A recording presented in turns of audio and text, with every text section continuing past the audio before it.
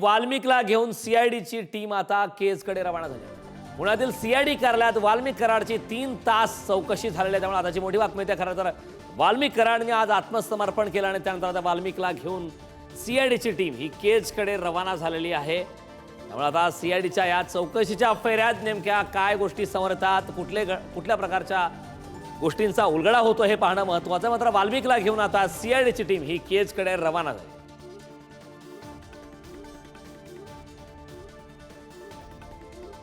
वाल्मिक कराड याने आज आत्मसमर्पण केलं. पुण्यातील पाषाणमधील सीआयडी कार्यालयात आत्मसमर्पण केलं आणि त्यानंतर आता सीआयडीची टीम वाल्मिक कराडला घेऊन केजकडे रवाना झाली. या संदर्भात ताजी अपडेट देण्यासाठी आपले प्रतिनिधी ज्ञानेश्वर आपल्यासोबत जोडले. ज्ञानेश्वर, वाल्मिक कराडला घेऊन आता सीआयडीची टीम केजकडे, बीड जिल्ह्यातील केजकडे दाखल झाली आहे. काय या संदर्भात सविस्तर माहिती आहे?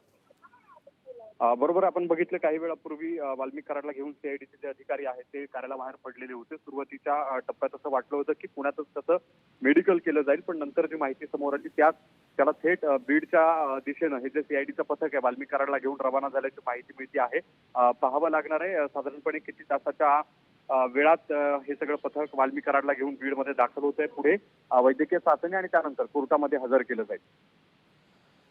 नक्कीच ज्ञानेश्वर, या संदर्भात आता केजमध्ये नेमक्या पुढे काय घडामोडी घडतात, सीआयडीच्या हाती तपासांती काय लागतं हे पाहणं महत्त्वाचं आहे. खूप खूप धन्यवाद या सविस्तर अशा माहितीबद्दल.